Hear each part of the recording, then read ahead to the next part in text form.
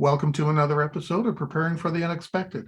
I'm your host, Alex Fullick, and as always, we like to talk about things related to risk management, change management, business continuity, resilience, COVID, well-being, anything that helps you, your organization, or your community prepare for, respond to, and overcome adverse situations.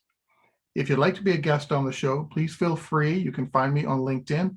I am the only Alex Fullick there. I am really easy to find, and I do respond to everything I get. Alternatively, you can find me at alexfullick.com. Longtime listeners and viewers, you know I love to read. I have mountains and mountains of books. And today I'm going to talk about one of the recent books I have read called Change Mgmt for Risk Professionals. It's by Dr. James Leflar, and I'd like to welcome him to the show. James, welcome to the show. Thank you, Alex. Glad to be here. And just so everybody knows, this is actually your second appearance. You were here 2.5 years ago, if I recall. Yes, with Mark Siegel discussing our co-authored book on organizational resilience. That's right. Yeah, that was quite a while ago. Well, a while ago. And yeah. I remember you telling me that you were probably going to be writing another book or two at some other point as well. So I've kind of kept my eye open for this one. And when I finally noticed it, I thought, great, it's out. I got to reach out. We got to get him back on the show. I'm glad you did. Thank you very much. So just in case anyone didn't listen or hasn't heard that previous episode on Voice America, can you take a moment and just tell us a little bit about yourself? Yes. I have a doctorate in organizational development and change. I also have a master's degree in criminal justice. I work for Booz Allen Hamilton in the business continuity program office. I also teach criminal justice to graduate and doctoral students at St. Leo University in their distance education program, in their criminal justice program, public safety administration distance education program. Great. Well, I'm glad you were able to make it for a second appearance on the show. And congratulations on the book, by the way. Yeah, absolutely. I'm glad to be here. I focus, I cover a lot of areas.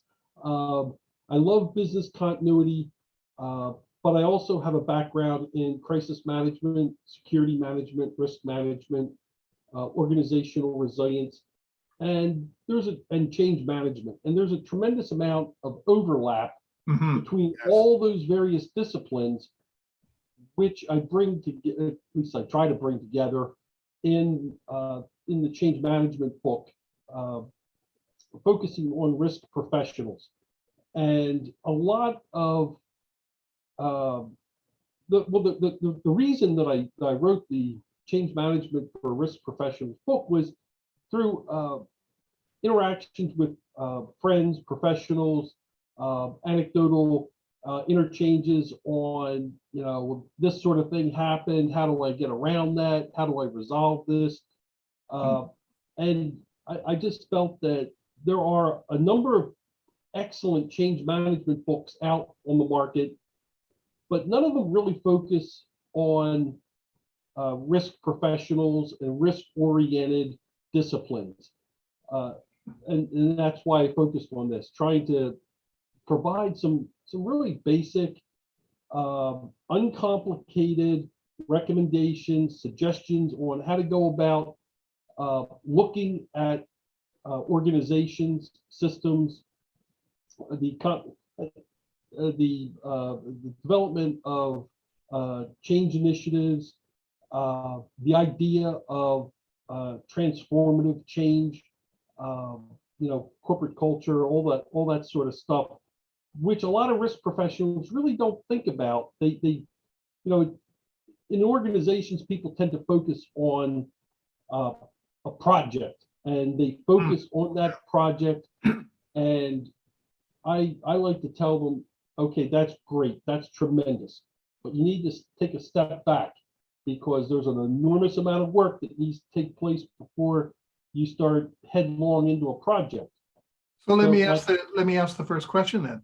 Why should change management be important to risk professionals? Uh, well, uh, change management, change occurs in organizations all the time. Mhm. Change, it's the old adage that change is constant. It's it's always taking place, and especially with organizations, change is absolutely essential for the survival of an organization. Yeah. Change is constantly occurring, uh, both internal and external to the organization. Uh, think about um, think about your laptop. You buy a state-of-the-art laptop today. By the time it arrives, it's already slightly outdated, and it only gets more outdated as the days tick by. True. And the same thing happens in organizations. They buy technology, and it starts to become outdated. Uh, Patches occur, all kinds of upgrades occur, uh, and all of that sometimes uh, facilitates the need for change management within an organization. It will have to occur one way or the other. Um, from a risk management perspective for risk professionals, uh, they, to be successful, you need to understand uh, projects are transformative in nature. They involve uh, the complex systems of the organization, and you have to understand the culture of the organization. The complex systems are uh, they involve functional processes, various the departments, and they're all interrelated and they're all interdependent. So what happens in one department in one process has a very good chance of impacting several other departments. So let's say, for instance, HR. Um, the hiring process involves a number of different processes that, uh, depending on the nature of the organization, and that's the one thing that we have to always keep in mind.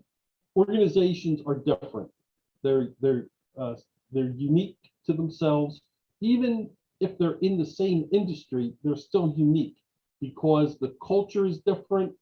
Uh, some of the processes are going to be the same, but their business strategy is different. All kinds of little differences are in place for each organization. And risk professionals have to understand the fundamental nature of the organization. They have to understand the culture, the informal and the formal culture. Uh, you might think, well, the culture of the organization would be formal. It's just there. But there's also a hidden aspect that takes place in cultures uh, within the organization. You might have somebody who's been around for a long time, and they have a lot of influence, and they can convince people to do things just by sharing their opinion. That's part of the informal culture. Who do you go to get things done? Whenever I go to an organization, I often find who's the one person that actually knows what they're doing and how to get things done. Whether it's ordering something or making something happen. And then I go to that person all the time. It doesn't matter if that person's in my little department or my group. If that person knows what they're doing, that's who I go to. That's the informal culture of an organization. And risk professionals, when they organize and plan out projects, they have to understand the culture. They have to understand the organization and how things actually work, not just how everyone says they're going to work. It's like the organizational structure is it's the typical chart. Well, that's great. except there's all kinds of dotted lines all over the place that's how you actually get things done. You have to know the right people. Uh, so there's a hidden aspect to it that risk professionals need to know, not only for projects, but for risk issues, um, because risk permeates the entire organization. Well, now you got me thinking, what comes first? The risk, the change, or the project management created to address those? Which comes first to create I change? would think, well, I would suggest the risk comes first. Uh, Risk often facilitates change, Mhm. and the the the differentiation between change and the project, there's a lot of overlap. Often people think the project would come before the change because they're thinking of change as an outcome.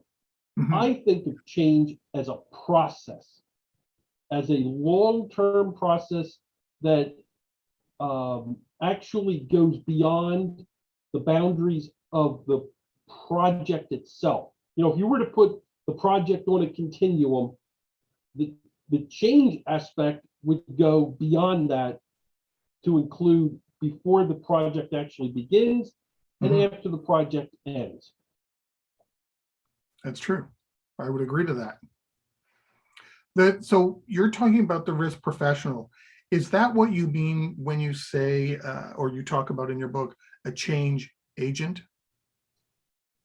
A change agent really can be anyone within the organization.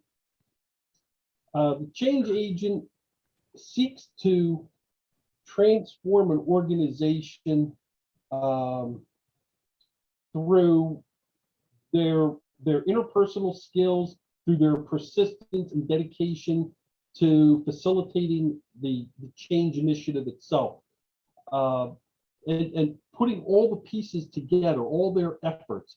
They're looking to accomplish some sort of a positive outcome.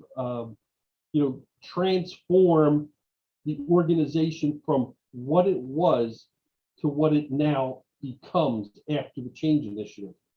Uh, and not all change initiatives have to be big, grand projects. It can be Mhm. something simple, um, like the type of chair that you have in an office. That's a change initiative. And as simple and as mundane as that may appear, it has potential to become a serious problem if it's not handled correctly, because you have potential ADA issues, you have ergonomic issues relative to any hidden medical conditions that people might have. Um, it it looks simple up front until you start peeling that onion apart, and then it's oh, what a mess. Yeah. How you handle that is everything. How from the very beginning to the very end, and communication is essential throughout the entire process. Uh, Communication is probably the most significant skill any professional has. Yes. Whether Completely. because if you cannot communicate effectively, you're in serious. It's a serious challenge Mhm. to do anything, get anything accomplished, get your point across to people. So yes, change managers, or I'm sorry, change agents can be anyone, the person that's managing the change initiative. It could be the change support champion. Like if you, every project has some sort of a senior level champion. It's the same thing. Think of change management as another layer on top of project management, and it helps grease the wheels of the organization. So you have your change manager, your change champion, but you could also have somebody who is very influential at a lower level, and they can become a change agent just because of their involvement, their dedication, persistence. They jump on the bandwagon, they support it, they communicate the benefits and the values to all the right people to make the change initiative successful, because that helps reduce the resistance to change. Right. It sounds like it also could be just the expression. A change agent could also be someone who just expresses an idea, Yes, right? it could be the person that comes up with the initial recognition that there's a problem that we need to address, or there's an opportunity to take advantage of a risk, because as everyone knows on this call, that the risk is both positive and can be both positive and negative. Usually the negative tends to get all the publicity, but risk can be positive. It can be an opportunity, and somebody can just recognize that there's a risk here that we can take advantage of if we do X, Y, and Z, and they get the ball rolling. They can be the change agent that starts the momentum to transform the organization. So my next question, let's go to the next part. What is organization resilience management? Because you talk about that. And when I first came across it, I thought, well, I thought we were talking about change management. So what is this? I brought organizational resilience management into the change management discussion to help provide structure as an example of how to implement change in an organization, because change management is an essential component of organizational resilience management. As we discussed on our previous call, organizational resilience is the adaptive and absorptive capacity of an organization in a complex and changing environment. So the better, let's see how to say this. If an organization can change and maintain the flexibility of absorbing and adapting to a situation, as the change occurs, the more resilient organization is going to be able to change and adapt to a situation. They can absorb, financial stress if they have to.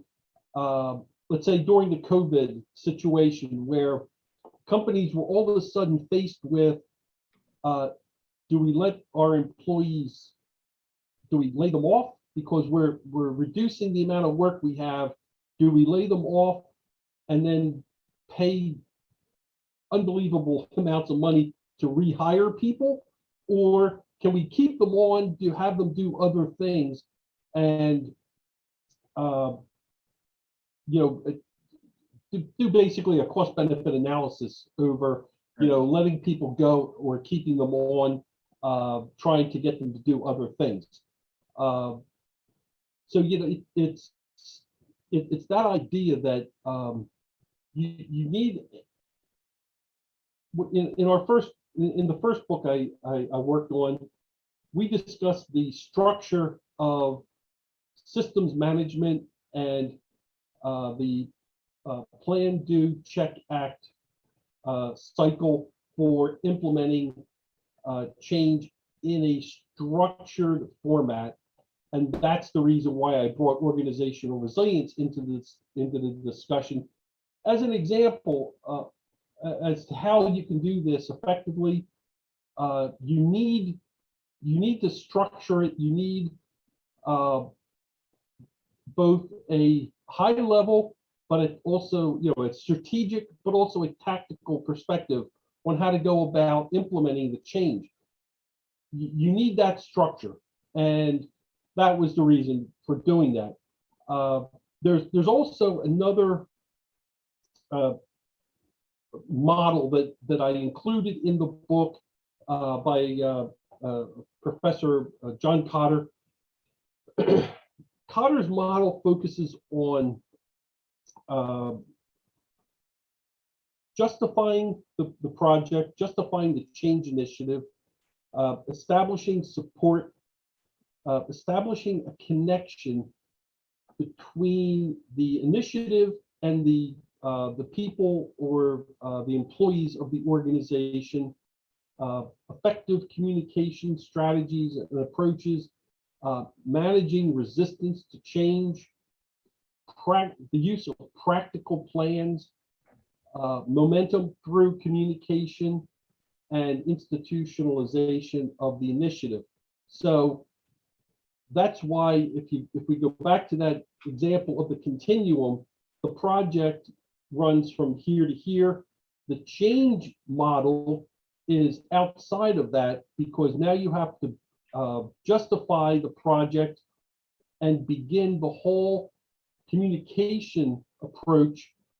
But at the tail end of it, after the project ends, you want to institutionalize that project and move it from a project to a program so that it has a life beyond just that project.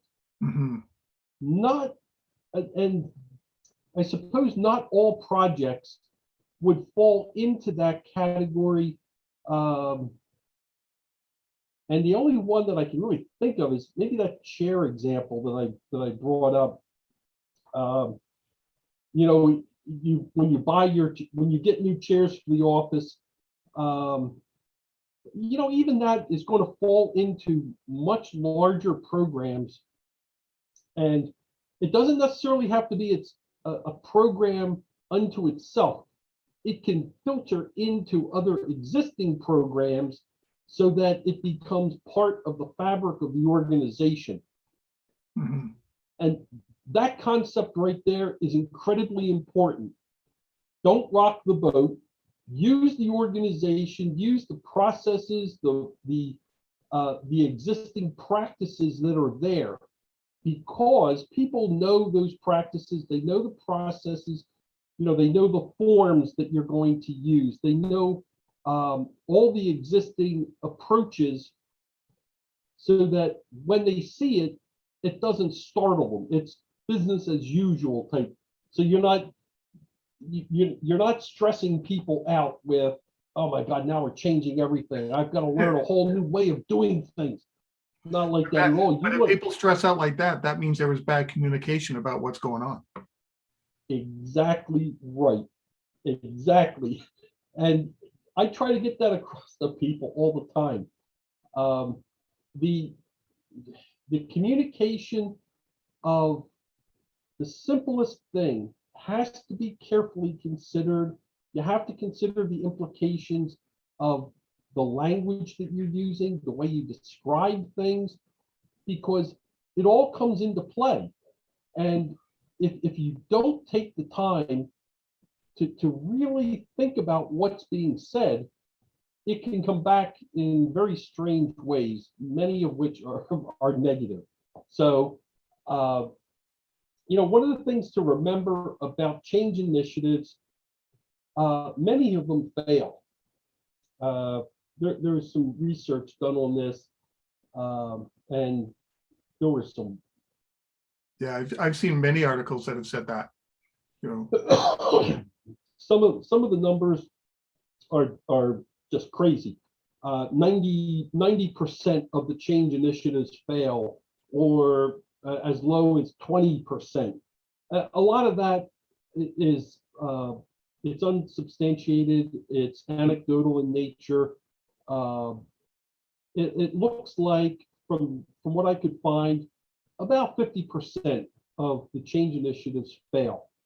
That doesn't necessarily mean the entire initiative fails, but various parts of it. And it doesn't come to the full fruition that you would expect or desire as the outcome.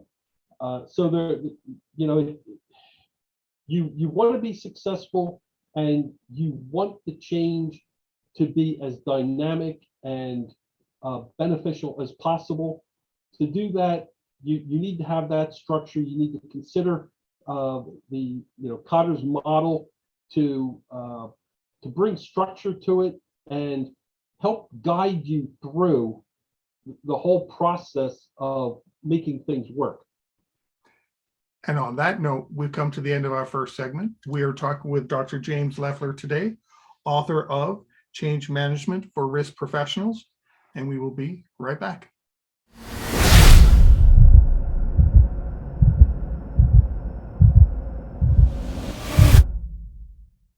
Welcome back. Today we are talking with Dr. James Leflar and his book, Change Management for Risk Professionals. James, I have one question for you from the first segment. You mentioned that change can happen really quickly. So I'm wondering, with change happening so quickly, how do risk professionals stay on top of the changing risks that occur with change? Because you mentioned before, as soon as we get a laptop, it's almost out of date, it seems. And that would mean the risk is changing all the time. So how do risk professionals stay on top of such a quick pace of change? Right, Alex, that's a good question. The way an organization can maintain an understanding of risks and how they change is to have a well-developed risk management program, so that they're constantly reviewing and assessing risk from small scale, large scale, project perspective, program perspective. So you have to have that risk management program in effect. It has to be wide scale. If at all possible, your goal is to create a climate of risk management within the organization, so that everyone has almost a moral imperative to be part of the risk management process. Acknowledge when a risk occurs or develops. If they see something that needs to be discussed or reported to management, they don't just walk by it. They actually take the time to take notes on it or whatever it is, report it to management, and begin the process of assessing the risk. Going through root cause analysis to, what's the real cause of this? Just because we see something, that could just be a symptom of the risk, not the actual cause of the risk. So you want to take the time and perform a root cause analysis, understand what's driving this risk to occur. And if you maintain focus on that sort of thing, you're always in place to address the risk and implement change initiatives focused on dealing with the risk. That flexibility is essential to the success of the organization's risk program. Okay. Now, there's something else you mentioned in your book that I was surprised to read, because a lot of times we're thinking change. When we think of change, we're thinking, project management, like you said, program management, and things like that. But you, I don't want to say maybe took a step to the side here, and you talked about personal change management. What did you mean by that? That's a good observation. I did bring in personal change, primarily because, excuse me, when you look at an organization, you have to understand the organization. Organizations are made up of people, the culture of the organization. If we acknowledge that personal change is also taking place concurrent to organizational change, there are some real benefits that take place. On a personal level,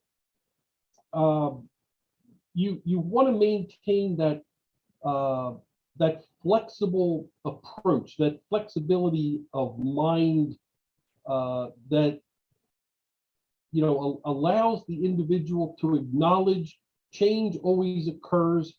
Change is often good if they understand what's happening. Think about getting a certification, a professional certification.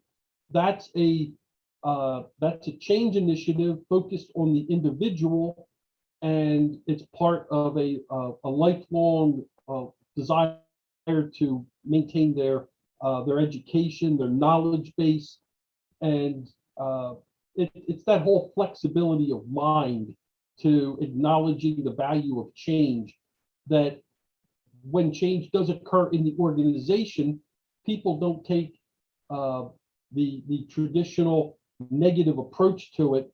They actually stop and think about, okay, change is going to occur. The organization, I as an individual must maintain my flexibility to keep my skills current, to keep my my mental attitude in the right place. Organizations have to change to maintain their competitiveness. So all this stuff has implications beyond just the traditional approach, and that's why I added the personal change aspect. It's kind of honing your skills, constantly improving to adapt to the changing environment, not just within an organization, but a business environment or the community environment or whatever they happen to be working in, right? Yes, exactly. Now, you touched on something there, negative feedback with change or resistance to change. And I know during our break, you said you kind of had some suggestions on how to deal with that, because, I just like you, I've been on projects and programs where you have a group, a whole department, or an individual, sometimes even an executive, who's just resistant to change, and even when it's happening, it doesn't want anything to do with it. So how do you deal with that resistance to change? The first thing is to acknowledge that it's a strong possibility that people are not going to like the change. You go through and you have your communication strategy. How are you going to educate everyone long before the change starts that this is what we're looking at? Try to get them involved in developing some of the aspects of the project. Have them become part of the process of change, so that they have a vested interest in what happens and they become part of the solution. It's not just forced upon them. A lot of old time professionals, they take that approach that we're management, this is what's going to happen. Oh, yeah. Great, you're on your way to failure before you even start, because you have the wrong mindset, you have the wrong attitude. It's not about forcing people to do things. You have to influence them and convince them that the benefits of this change are directed to them, that they will be the beneficiaries of the change initiative. It's here to help them. Here's why it's going to help them. Your example of senior leadership. There's a very good reason why some senior leaders resist change. They don't know what the risk is, so they want to avoid the risk ever happening, so they're going to resist the change. And as annoying as that is, it's out there, it happens all the time. It's better to avoid the whole change initiative than to accept the possibility that we're going to have some unknown risk that we're going to have to address and try to solve. Organizations typically are slow to change, but not all organizations. Some organizations constantly change. They maintain a high degree of flexibility to maintain their competitiveness because they have people in the organization. Their sole job is to look at the external environment and see, okay, what are the changes occurring in the industry that we focus on, and take note of those changes, look at the implications of things that are currently taking place, and how are they going to impact what we do, how we do it, why we do things, so that they collect all that information, they analyze it, they make recommendations, and they help facilitate the change in the organization. So not all organizations are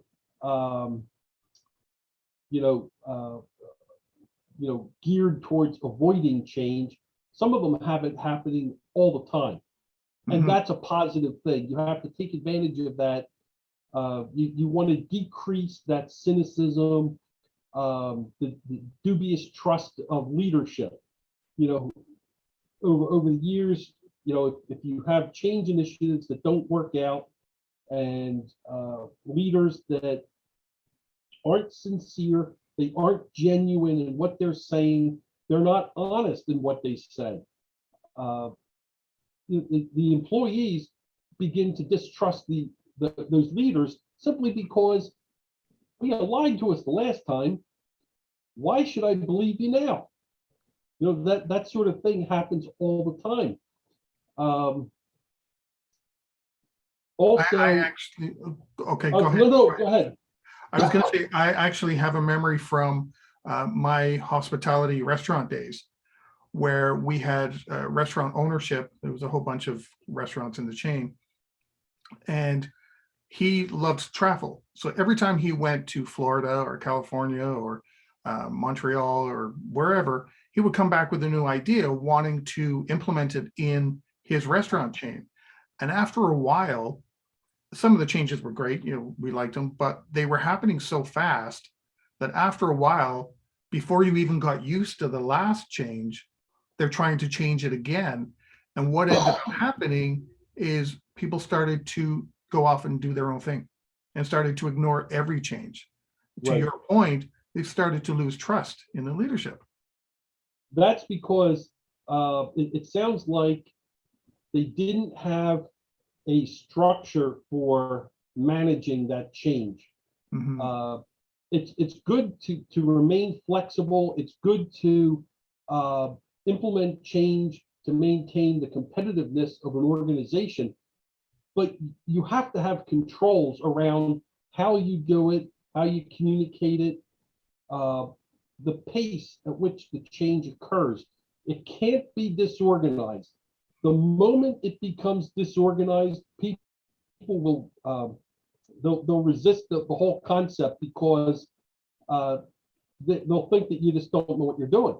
And it sounds like that's what they thought, that the CEO or this guy, he was just traveling, getting all these ideas, and now things are happening so fast, we don't know which way's up. And a lot of that, it's just a bad way to go about trying to maintain competitiveness, because if you create chaos in your wake, you're not benefiting anybody.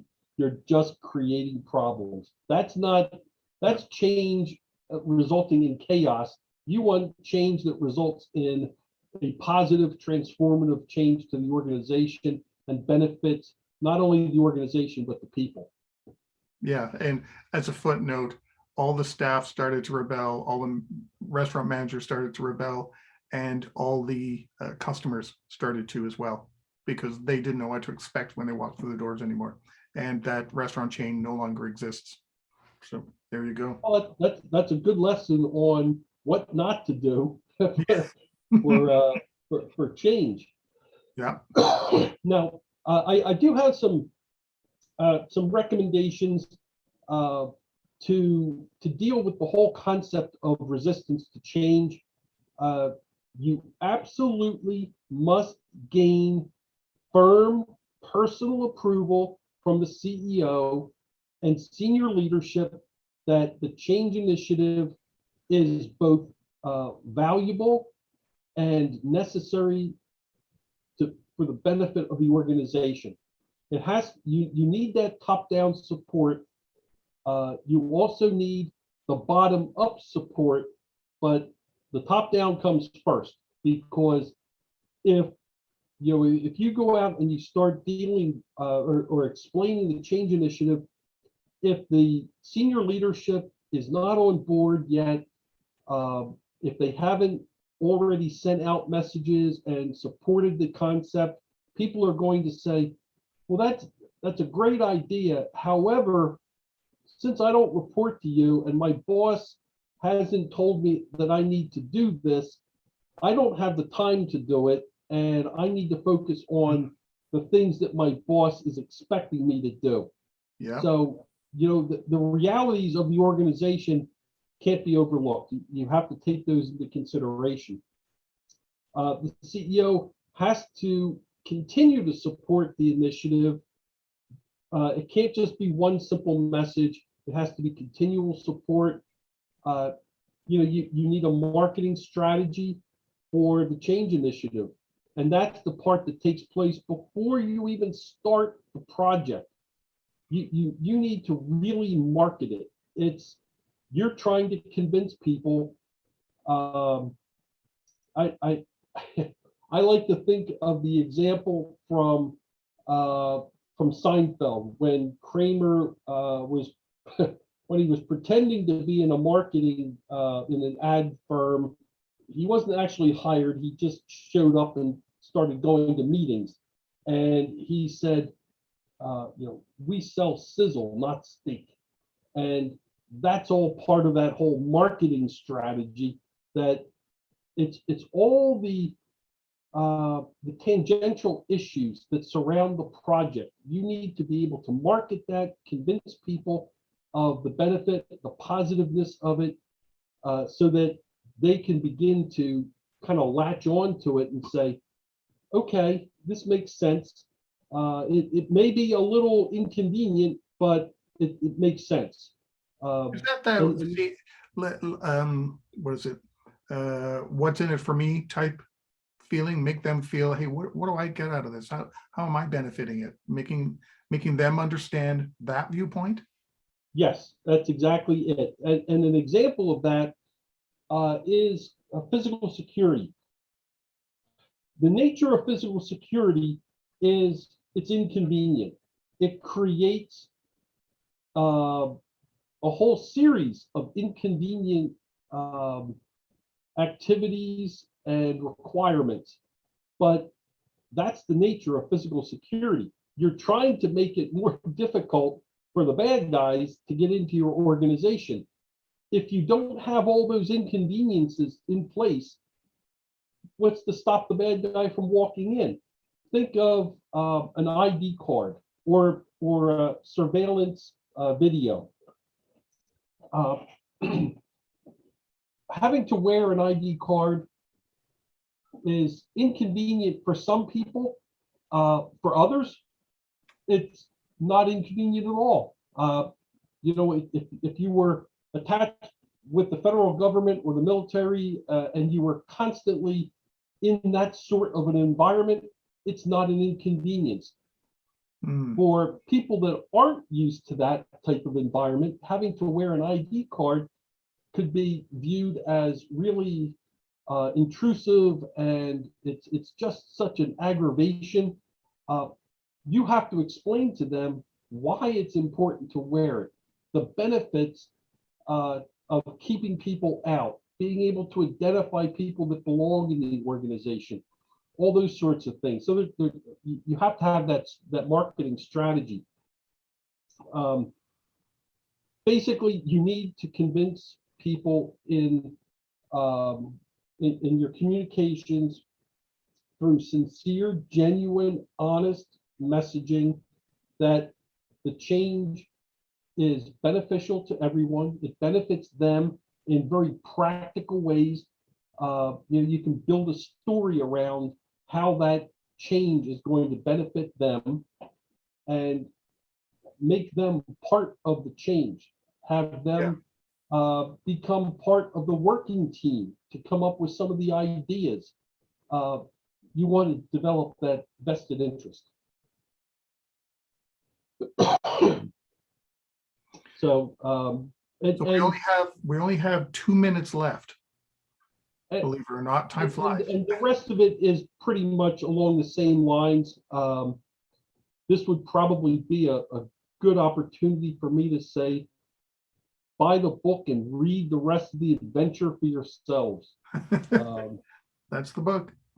So there are useful checklists in the book. I focused on business continuity and security management for risk professionals. You can modify those checklists for your customize them for your given situation. But I have some things in there to help get that message across to everyone. A minute and a half left. Any final thought? Change management is incredibly important and valuable. It is something that everyone should learn about, gain at least a basic understanding of why what I'm referring to as change management is so much more than the traditional move, add, change issues that you have in an organization. If somebody's moving their desk from the first floor to the third floor, that's a move, add, change, where their telephone is advanced up to the new location, their contents of their desk are moved up there. That's not really what I'm referring to as change management. It's so much more. It will, if you understand change management and you go through and follow the recommendations, your project has a much greater chance of success than if you ignore it or think, I don't have to worry about this, it'll be just fine. You'll end up having to explain to your boss why things aren't working out so well. And that's a great place to end today's show. Thank you. James, thanks so much for sharing your time and expertise today. I really appreciate it. And congratulations. Thank you for inviting me. I really enjoyed it. I hope your listeners, they hopefully they got something out of it. And yes, thank you. Oh, my pleasure to have you here. And congratulations on the book again. Everybody check it out. Change Management for Risk Professionals. And until next time, stay prepared, everybody. Take care. If you liked that video, thumbs up. If you didn't like that video, thumbs down. But leave me a message and let me know your thoughts. Of course, don't forget to subscribe. And in the meantime, stay prepared, everybody.